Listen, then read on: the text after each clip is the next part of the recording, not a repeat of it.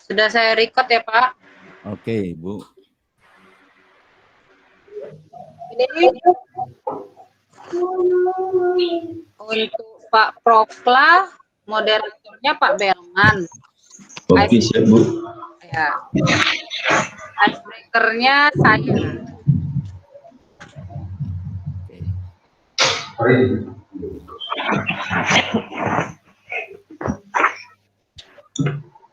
Udah bisa kita mulai, Bu? Ya, kita mulai aja, Pak. Biar cepat selesai. Oke.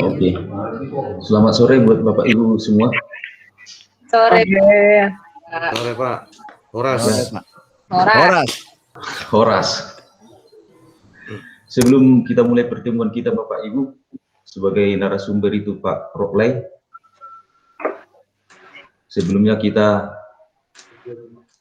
berdoa menurut agama dan kepercayaan kita masing-masing. Doa dimulai.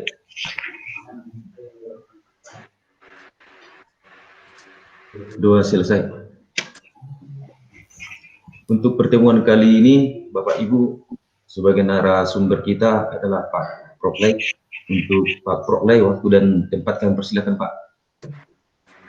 Baik, terima kasih Pak atas waktu dan kesempatan yang sudah diberikan kepada saya. Dan hari ini saya akan memulaikan presentasi saya. Izin share ya, Bu.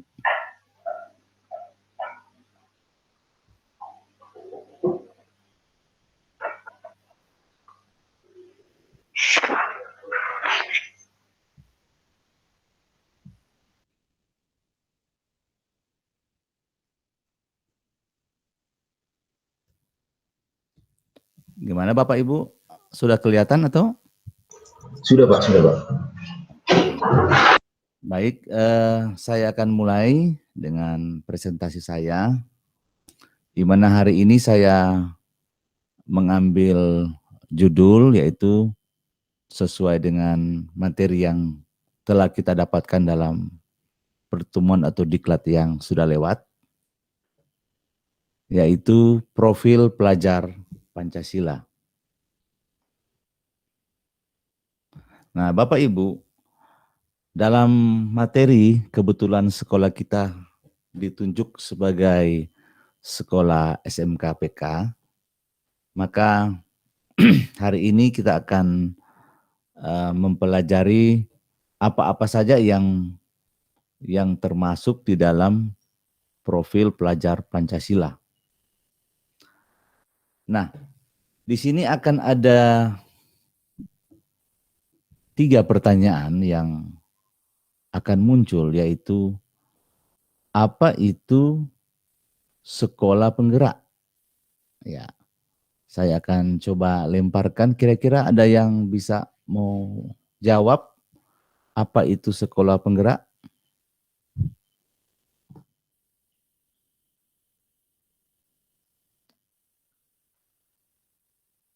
Halo Bapak Ibu. Iya, Pak.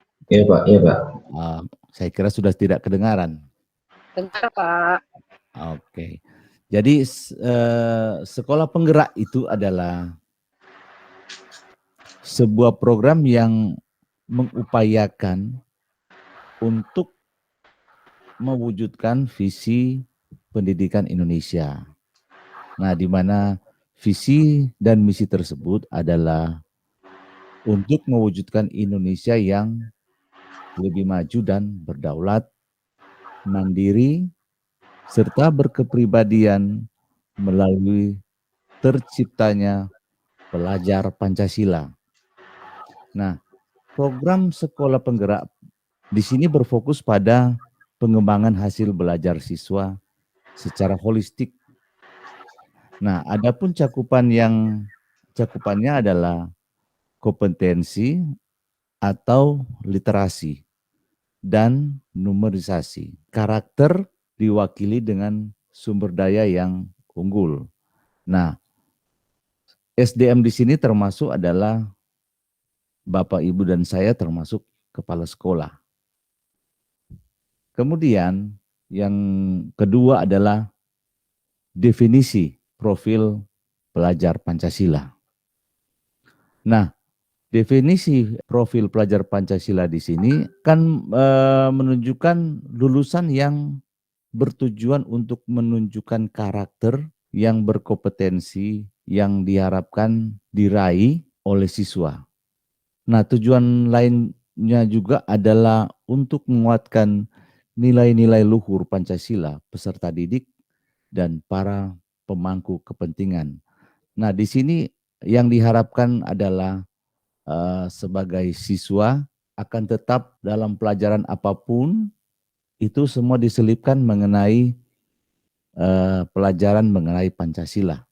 Karena seperti kita ketahui sekarang banyak siswa yang sudah boleh dikata liar karena sudah tidak terlalu peduli tentang apa itu Pancasila. Kemudian yang kedua adalah beriman, bertakwa kepada Tuhan Yang Maha Esa, serta berakhlak mulia. Di sini pelajar di Indonesia, di sini tujuannya adalah untuk menghayati keberadaan Tuhan Yang Maha Esa dan selalu berupaya menaati perintah serta menjauhi larangan.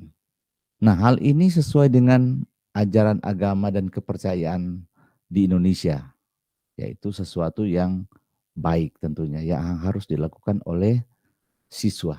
Nah, beriman dan bertakwa kepada Tuhan Yang Maha Esa itu dapat diwujudkan ke dalam akhlak yang mulia serta baik dalam beragama akhlak, baik kepada diri sendiri, kepada sesama manusia, kepada alam semesta, dan kepada negara yang tercinta Indonesia.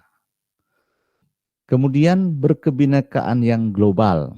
Nah, di sini diharapkan siswa berkebinekaan global untuk memiliki identitas diri yang matang tentunya.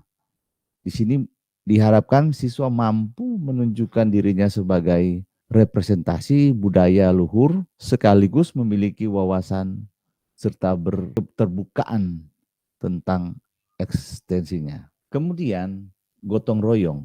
Di sini diharapkan siswa memiliki kemampuan untuk melakukan kolaborasi dengan sukarela agar kegiatan yang dikerjakan dapat berjalan dengan lancar dan mencapai tujuan untuk sesuatu hal yang baik bersama.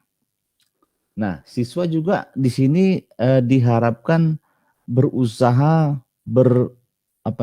melihat kekuatan-kekuatan yang dimiliki setiap orang di sekitarnya yang dapat memberi manfaat bersama, kemudian dapat mencegah terjadinya konflik dan tidak memaksakan kehendak pada orang lain. Selanjutnya adalah mandiri. Pelajar atau siswa diharapkan memiliki prakarsa dan kemampuan untuk bertanggung jawab, memiliki rencana strategis, melakukan tindakan dan merefleksikan proses dan hasil pengalamannya. Kemudian bernalar kritis. Nah, di sini kalau bernalar kritis artinya siswa yang berpikir secara objektif, sistematis, dan saintifik dengan mempertimbangkan berbagai aspek berdasarkan data dan fakta yang ada, serta mendukung sehingga dapat membuat keputusan yang tepat untuk dikontribusikan kepada kehidupan serta terbuka dengan membuka penemuan yang baru. Jadi diharapkan siswa kadangkala yang kita hadapi sekarang adalah dia berpikir bahwa apa yang dipikirkannya itu adalah sudah benar. Padahal dia tidak menyangka ada beberapa langkah-langkah atau aturan-aturan yang harus dipenuhi terlebih dahulu. Kemudian kreatif. Kreatif di sini diharapkan siswa itu bisa memodifikasi atau dapat menghasilkan sesuatu yang original atau yang baru, ya. Kemudian bermakna serta bermanfaat dan dampaknya dapat dirasakan oleh siswa tersebut dan di lingkungan di sekitarnya. Ya, misalkan dia berpikir secara proaktif dan independen untuk menemukan cara-cara lain yang berbeda untuk bisa berinovasi. Jadi di sini siswa sebenarnya banyak kreativitas yang dia miliki, tetapi bagaimana belum sempat ia salurkan. Ya, jadi ini yang diharapkan kepada siswa yang ada supaya bisa mencapai hal tersebut. Kemudian ringkasan dimensi dan elemen profil pelajar Pancasila. Di sini ada beberapa, ada 6 ringkasan, yaitu yang pertama beriman kepada Tuhan Yang Maha Esa, berakhlak beragama, berpribadi yang baik.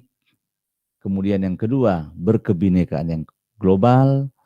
Ketiga, mengenal, menghargai budaya dan komunikasi, interaksi antara budaya, serta refleksi dan tanggung jawab terhadap pengalaman kebinekaan, serta berkeadilan sosial. Kemudian yang ketiga, yaitu mandiri, meliputi pemahaman diri dan situasi serta regulasi. Kemudian yang berikut, bergotong royong, berkolaborasi, dan rela berbagi. Yang kelima, bernalar kritis. Di sini dapat memperoleh dan dapat memproses informasi dan gagasan, menganalisis dan mengevaluasi penalaran, serta merefleksi dan mengevaluasi pemikirannya sendiri. Dan yang terakhir adalah dapat menghasilkan sesuatu yang baru atau yang original. Kemudian yang keempat, yaitu kegunaan profil pelajar Pancasila. Nah, kegunaan profil Pancasila di sini diharapkan mampu berupaya untuk menerjemahkan tujuan, visi dan misi pendidikan ke depan dalam format yang lebih mudah dipahami, sehingga tentunya mudah dipahami oleh seluruh pemangku kepentingan pendidikan. Saya kira demikian dari saya. Jika ada pertanyaan atau tambahan atau yang sejenisnya, saya persilakan.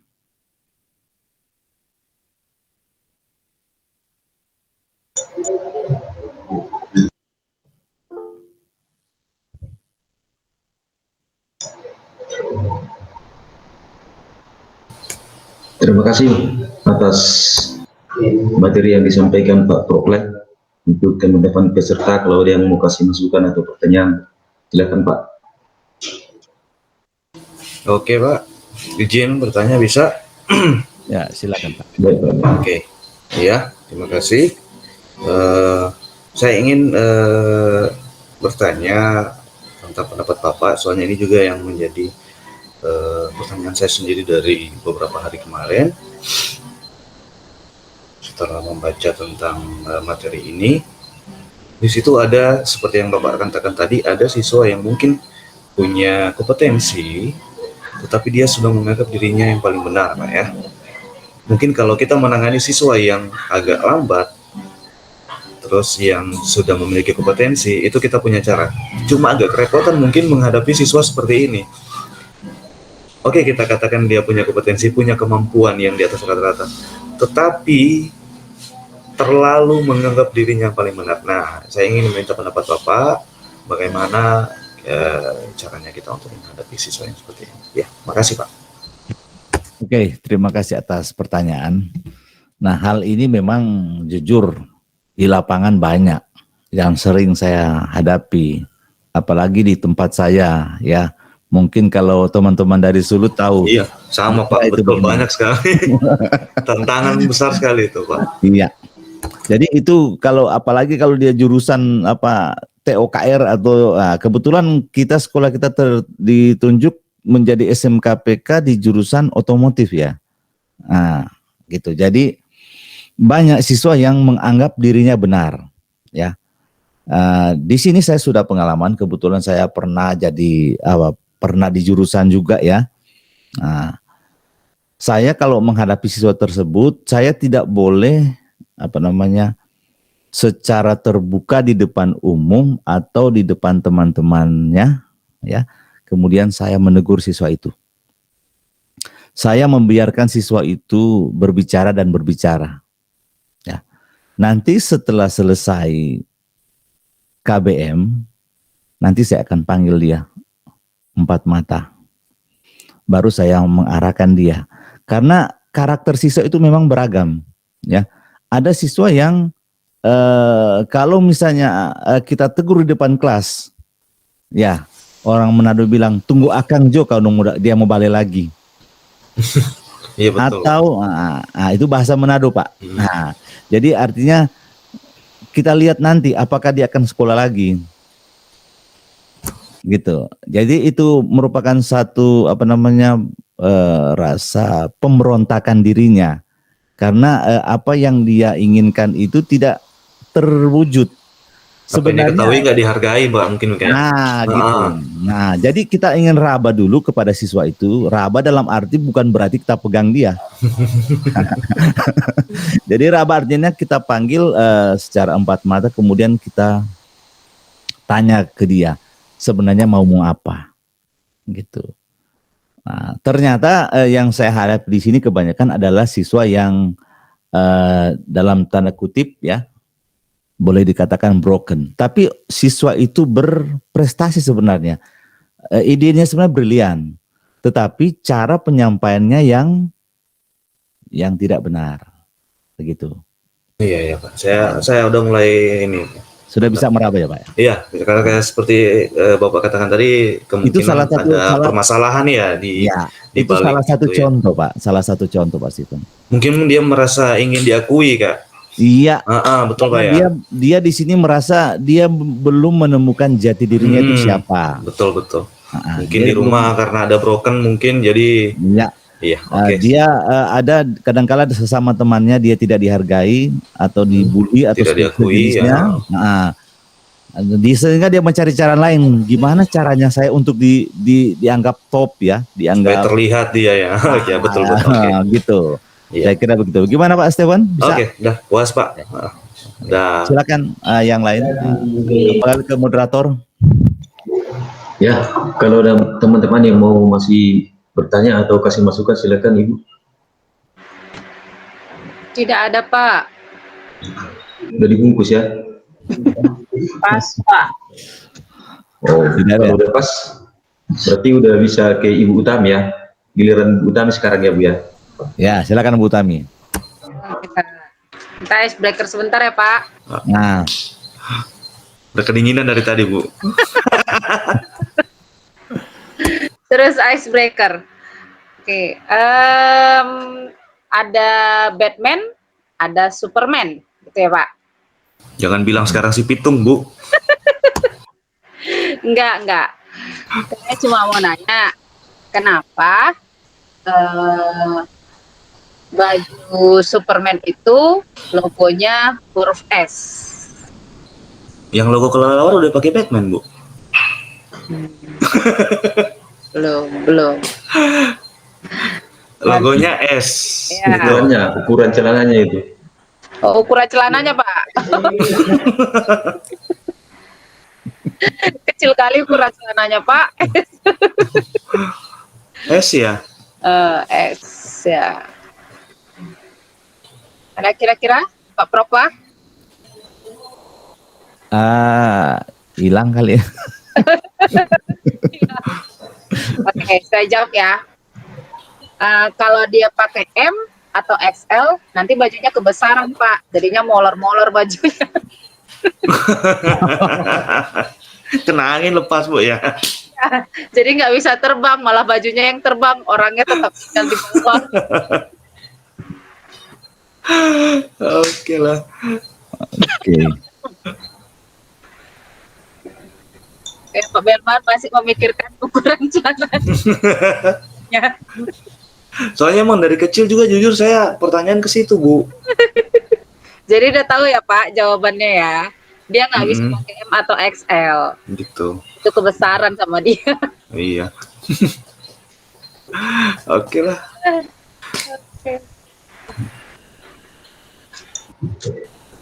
Udah Ibu Utami? Nggak ada lagi Bu? Itu aja.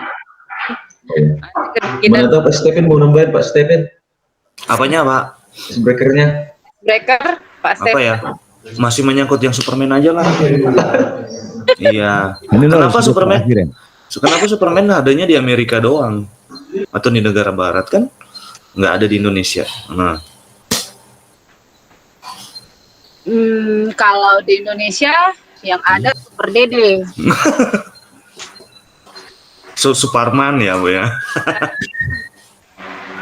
Di Indonesia adanya Suparman. Tapi masih kurang lengkap. Masih menyangkut ice breaking Ibu tadi sebenarnya. Poinnya di situ. Kalau datangnya ke Indonesia, logonya itu Bu meleleh di sini Bu. Panas. Iya. Iya. Boleh. Oke. Oke. Ya, silakan Pak. Ya, Pak Delman. Purba. Ya. Oke Bu. Kalau nggak ada lagi, udah bisa kita tutup ya Bapak Ibu. Oh, boleh Pak. Oke. Boleh Pak. Terima kasih buat narasumber kita Pak Poklah dan atas waktunya dan teman-teman semua juga. Untuk mengakhiri pertemuan kita kali ini, sebelum kita akhiri, kita berdoa menurut agama dan kepercayaan kita masing-masing. Berdoa dimulai.